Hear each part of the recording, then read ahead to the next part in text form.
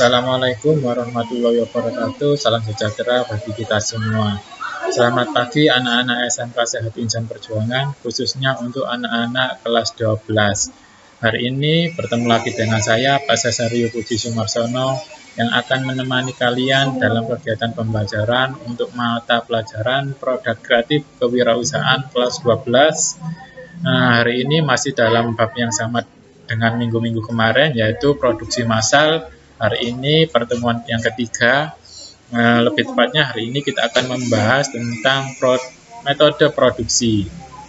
Sebelum masuk ke dalam pembelajaran, alangkah baiknya kita berdoa terlebih dahulu agar pembelajaran hari ini berjalan dengan lancar dan mendapatkan nilai dan manfaat yang baik. Berdoa, dimulai.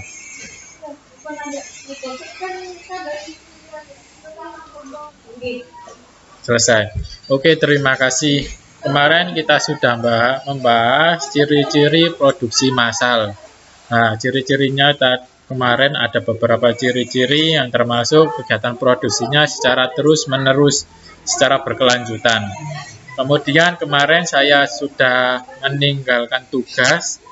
Saya harap hari ini yang belum mengumpulkan tugas segera dikumpulkan dengan tugas untuk tugas hari ini. Jadi yang belum mengumpulkan tugas segera dikumpulkan. Saya tunggu sampai hari ini agar nilai tugas kalian tetap ada, dan tidak ketinggalan untuk nilainya. Materi hari ini yang pertama kita akan membahas langkah-langkah menetapkan skala proses produksi. Jadi setelah kita menentukan bahwa hari ini adalah kegiatan proses produksi secara massal, secara banyak, secara terus-menerus, kemudian kita tetapkan langkah-langkah apa saja yang kita lakukan sebelum kegiatan produksi massal tersebut dijalankan. Yang pertama, produk apa yang akan diproduksi. Jadi ini masuk ke dalam perencanaan ya anak-anak. Yang pertama, produk apa yang akan diproduksi. Kemudian yang kedua, berapa jumlah produk yang akan diproduksi. Kita menentukan jumlahnya sesuai dengan kebutuhan konsumen, sesuai dengan pesanan konsumen, sesuai dengan stok yang ada di gudang. Kalau masih dalam jumlah banyak, otomatis harus produksinya tidak terlalu banyak.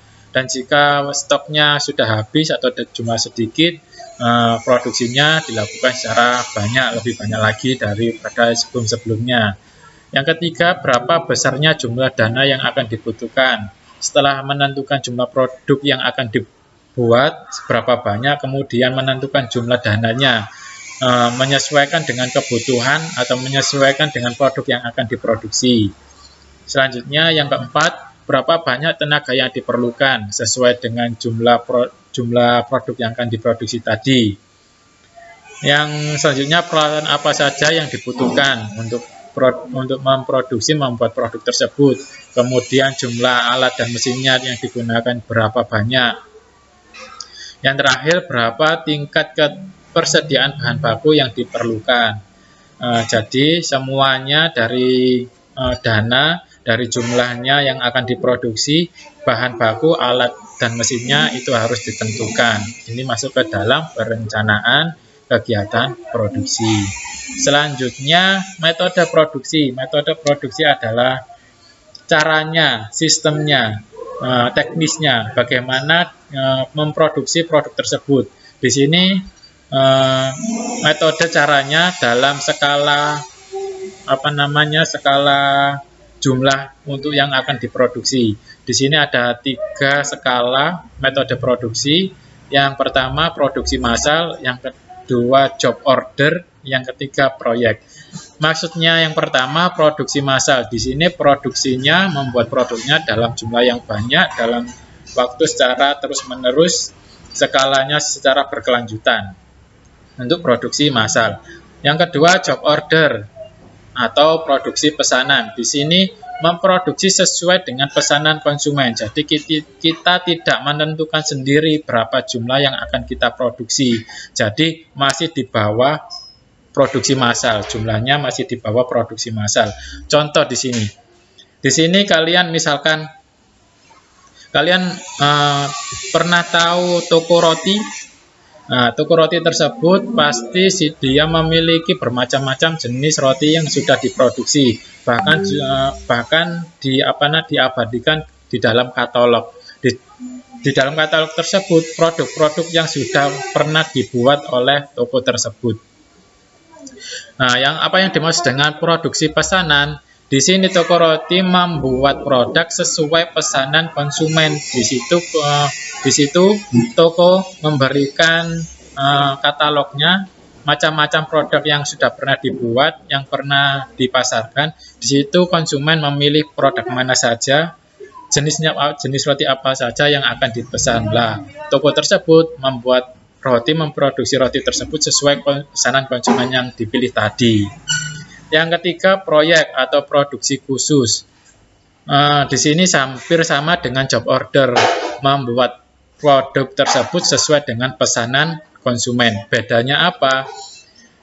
Kalau job order tadi, produknya sudah ditentukan oleh toko, jadi konsumen hanya memilih-milih saja, ingin produk A, ingin produk B, ingin produk C, ini ingin jenis produk E, sudah ditentukan oleh toko, konsumen hanya memilih saja yang akan dipesan. Lah, kalau proyek atau produksi khusus, di sini pesanannya khusus konsumen. Jadi konsumen yang menentukan. Misalkan konsumen ingin pemesan roti.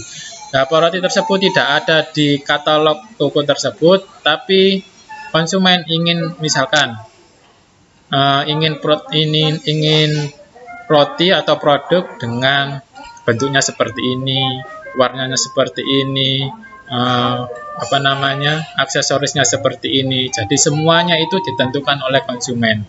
Kemudian toko tinggal membuatkan produk sesuai dengan pesanan konsumen tadi. Itu bedanya job order sama proyek.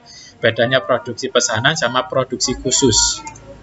Selanjutnya, ciri-ciri dari produksi massal. Yang pertama, produksi secara kontinu atau skala besar, secara rutin, secara berkelanjutan. Yang kedua, jenis produknya sedikit. Jadi jenisnya sedikit, tapi jumlah produksinya dalam jumlah yang besar atau banyak. Yang ketiga, mesin otomatis, keahlian manusia tidak terlalu tinggi. Di sini lebih menggunakan mesin daripada keahlian manusia, daripada keahlian SDM-nya. SDM hanya sebagai operator yang menjalankan mesin tersebut saja. Yang keempat, ramalan produksinya pasti. Jadi ramalan yang dimaksud adalah perkiraan. Misalkan 1 kali produksi sudah bisa diperkirakan berapa jumlah yang akan jadi produk jadinya. Itu saja yang bisa saya sampaikan. Untuk tugasnya, buatlah langkah-langkah dalam menetapkan skala produksi massal. Tadi sudah saya jelaskan tadi, kalian buka di slide langkah-langkah dalam menetapkan skala produksi, itu acuannya, tinggal kalian membuat barang apa yang akan kalian buat, jumlahnya berapa, dananya berapa, modalnya berapa, butuh tenaga berapa, butuh mesin berapa, alat dan mesinnya berapa. Itu kalian buatkan rank-rank atau rencana produksinya, itu tugas kalian. Sekian dari saya. Wassalamualaikum warahmatullahi wabarakatuh.